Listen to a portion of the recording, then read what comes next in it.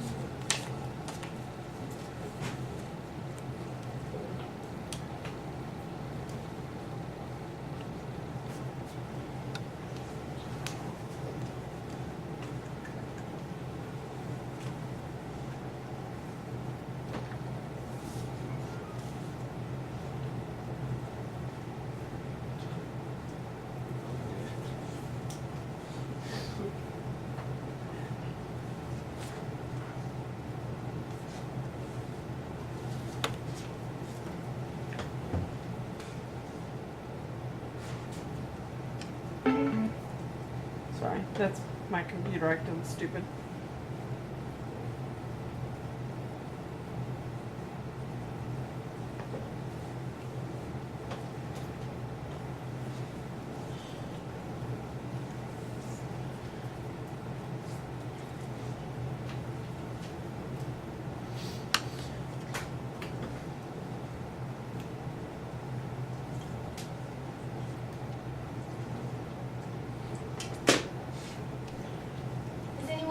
Was it? We like to share. Jacob. It kind of reminds me of Princess and the Frog. Wow. Because like, I think mainly because that the main girl that I'm focusing on, she's in green, and like, it takes Princess and the Frog takes place in the 1920s, and like it looks like the ones got to have a good time. They're all just nice and dancing. Instead of male acting. Anybody else?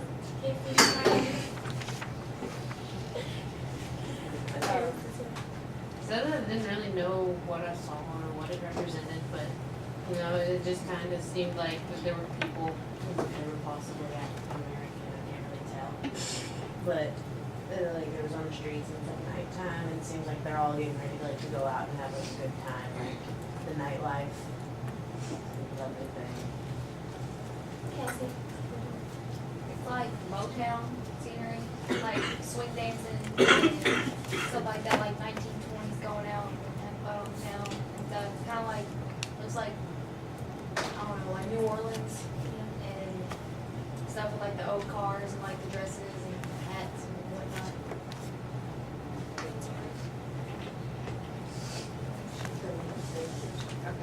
So you all have this crossword.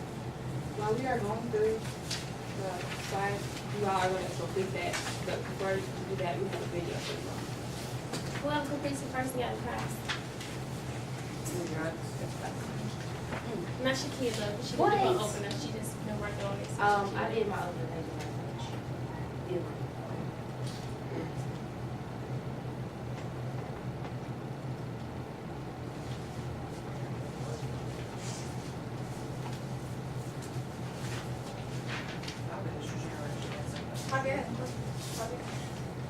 Let's do a brand new day.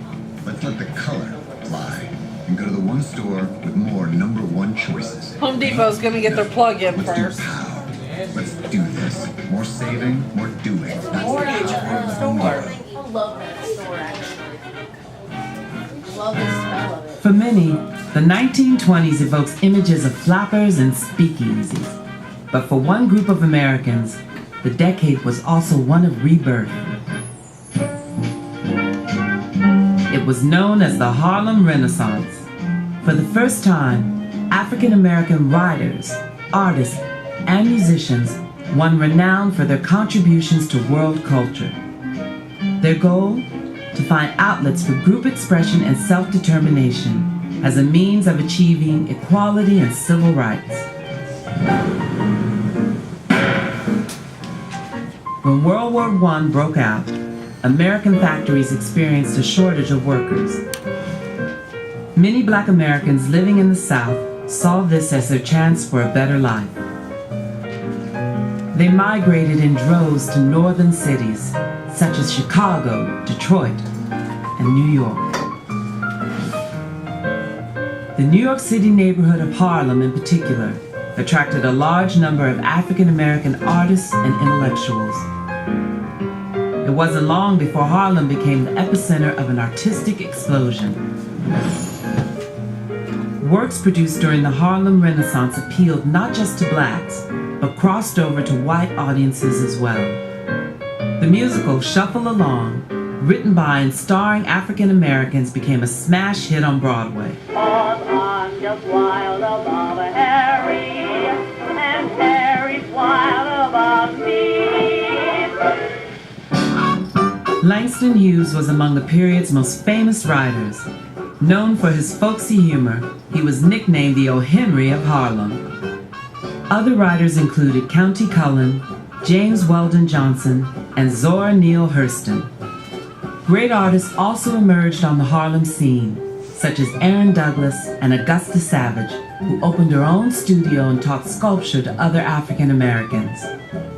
And then there were jazz legends, among them Duke Ellington, Bessie Smith, and Cab Calloway. It is but so, it is best day, but man, God is best.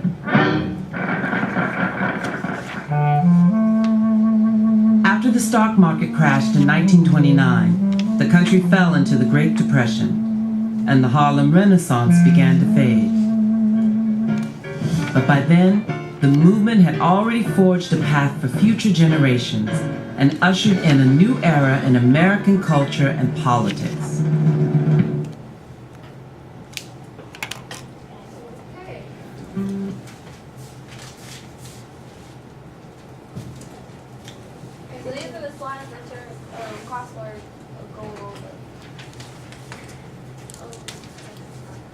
Okay, the Harlem Renaissance began in 1918 and ended around the 1937. It started a little after the Civil War when blacks began to move from the south to the north. This is also called the Great Migration. The Harlem Renaissance is also named the New Negro Movement. Literature was used to shift the mindset of blacks from the old Negro to the new Negro. The old generation of writers served as mentors to the new writers. The publishing industry was propelled with a white extreme interest in the exotic and foreign world of Harlem and black life. Literature focused on what black life was really like. Things include racial pride, the embracing of Pan-African culture, alienation of minorities, racism, inequality, and the breakdown of stereotypes, the influence of slavery in modern black life.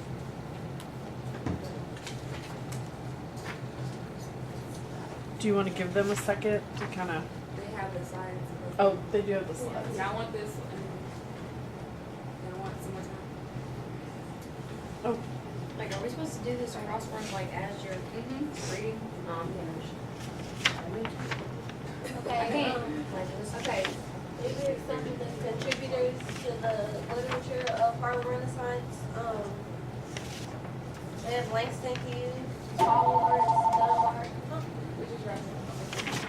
We have Paul Lawrence Dunbar, Clyde McKay, Countee Cullen, Zora Neale Hurston, Nella Larson, Richard Wright, and Ralph Ellison. Okay. W.E.B. Du Bois, he's also a part of this movement because he was a part of the Niagara movement. He would write articles and things.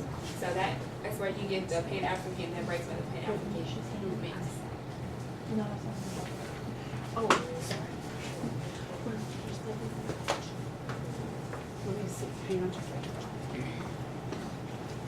Why don't you come here? I need you to all the work for your presentation. Real quick. You need to send it downstairs. The handout and crossword puzzle and stuff. Tori, can you grab the stuff that you have as well? I have to send it downstairs to ISAC. You have it. Oh, Whitney's in there. Can you tell y'all when we finish with this word search? Can you tell y'all when we finish with this word search? I mean, most people are finished. Where? Our handouts Do you are have over. some highlights on the AP test? Zora Neale Kirsten. Her famous work was The Afterlife of God, which some of us read it, all of us should have read it. Themes of her famous work was breakdown of gender roles and stereotypes, racism, class, and influence of slavery. Langston Hughes was a poet. One of his famous work was Eyes to Save America. Themes of his work was racial pride, racism, and equality. Richard Wright, he was an author and a poet. One of his famous work was Black Hole and Native Son, which I think Native Son is in the book room. It is in the book room. And then themes of his famous work was racism, isolation, religion, the influence of slavery. Then we got Quincy Cohen. And he was a poet, author, and playwright. And one of his famous work was Incident. And themes of his famous work was racism, influence of slavery, which they all have similar. So they all in some way dealt with this removal from racism, especially after that Civil War period. So this is Incident by County Cohen. With that, we're going to discuss it. What do y'all think about it? You want me to read it? Or somebody to read it? May I? Yes. Once, riding in old Baltimore, heart-filled, head filled with glee, I saw a Baltimorean keep looking straight at me. Now I was 8 and very small, and he was no whit bigger, and so I smiled, but he poked out his tongue and called me nigger. I saw the whole of Baltimore from May until December. Of all the things that happened there, that's all that I remember. Okay, so what themes do you think went along with this poem? Sorry. During this time period, you see that they focused on the life of Black people, and they focused on what was going on in the life. They just put it in a different form where it's not like they're blaming other people for what's going on. They're just showing you how they see it. How they express it by writing and stuff. I'm just saying, because like on the list that you said that is based off of like a lot of, this poem would probably be the alienation of minorities. As he tried to be really nice to the little boy, and they were like the same age, so he thought they should be friends, and they called him the N-word. And it just says like from May until December, of all the things that happened, that's the one thing that stood out to me most was and Anybody else?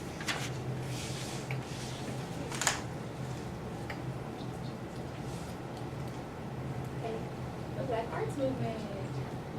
Okay, this is from 1965 to 1976. This is just kind of just a picture of a lot of Black people. Those people have contributed during the Black Arts Movement, whether it's music or dance, just different forms of art.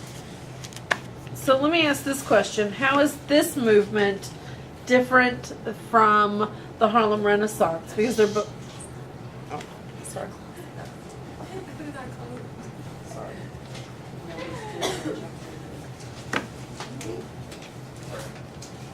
Here's some facts about the Black Arts Movement. I don't think this one is on yours. Oh, it is? Okay. It was started by Mary Baraka in 1965 after the assassination of Malcolm X. It was based on Black nationalism, and Black nationalism is loyalty and patriotism to the Black race leading to separate. Also known as the Black Aesthetic Movement, BAM for short. BAM for short. Say BAM. The purpose was to create a populist art form to promote Black separatism. Literature was written in Black English or vernacular Ebonics. That's where we get the term. Ebonics. Yeah, like that. The term Ebonics was coined in 1973 by an African American socialist psychologist named Dr. Robert Williams. He combined the words ebony, meaning black, and phonics, meaning sound, as in how a word sounds together, forming the black sound, hence the word Ebonics. It dealt with issues such as interracial tension, socio-political awareness. Themes of literature include justice, pride, revival, of the aesthetics that comes from the Black heritage, self-determination, call of action to fight against racial discrimination and finding one's identity. Okay. Okay. So these are some contributors to the you have Alice Walker, who wrote Color Purple. You have Sonia Sanchez. You have Lorraine Hansberg. She wrote Raisin in the Sun. Her name is Intozaki Shange. This is Amir Baraka. He's the founder. He's the one who started it. You have Nikki Giovanni. This is Robert H. He wrote Those Winter Sundays. It's in our poetry seconds. Is that Toni Morrison up in the top? Here? Yeah. That's Alice Walker. Which one, this one? The or that? guy. No. No, Which one, the lady? Is that out? Who's the one at the bottom? that is Sonia Sanchez. Oh. I thought that was Toni Morrison.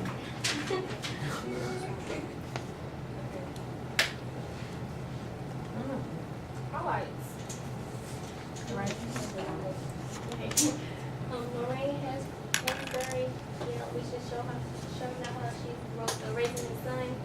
And themes of her writing is like call of action to fight against racial discrimination, self-determination, and pride.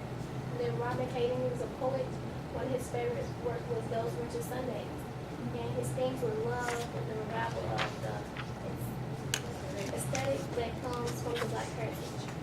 Nikki Giovanni, one of her famous work was Ego Tripping, themes, pride, and the aesthetic that comes from the Black heritage. Ralph Ellis, Invisible Man, and his themes were self-determination, fight against racism, and finding one's identity. I know several of you read The Invisible Man for your major works data sheets, I did. and he's from this time period. And then Raisin in the Sun, some of us did it last year. Mhm. Yeah. Yep.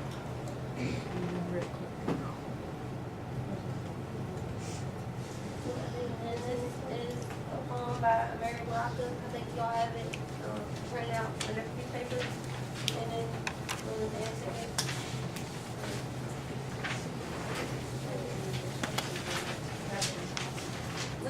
Annotate this one and then identify the things in it. So say again, annotating and Identify the things. identify themes. Okay, perfect.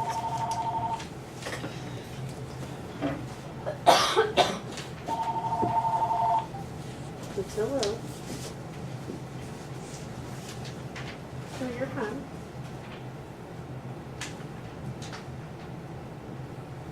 I don't believe so. I didn't see it when I booked it yesterday. Do you need me to book it again? First, second, and third? Will do. Can you, let me write that down. First, second, and third. I will take care of it. You're welcome.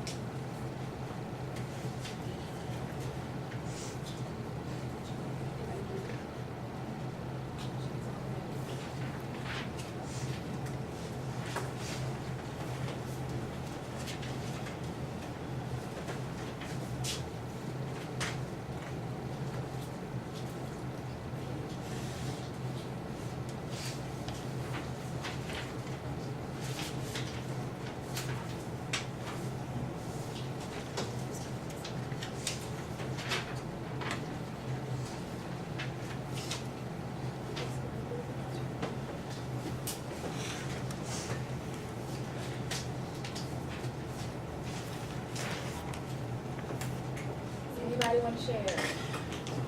Jacob. Said, that the theme is art makes people human. I'm sorry. I said that the theme was that art makes people human, makes you think. Like, you can't just see art and not think about what it is. Pretty. It said that it meant like that mental is more precious than physical, like, because the rest of it was basically saying that to be able to do something but have no clue to the deeper meaning or the emotional attachment is like not having the talent or the concept of what it is to begin with. I just have someone to go through like what things like artists and just like and then the form and type of how the process that forces it into existence is probably not used on a daily basis. Thought is the most important thing to art itself. So without a thought, clear meaning of what your thought is, you don't know art itself. I said that like art isn't art without like a meaning behind it, and you know, art can be made without a thought or anything. You know, you just slap some paint on a piece of paper and somebody can call it art. Well, if you don't have like a meaning or a purpose or anything like behind your art, then I just don't think it's art at all. Like it has to show like self-expression and stuff, and like what you think and what you feel and stuff. Anybody else?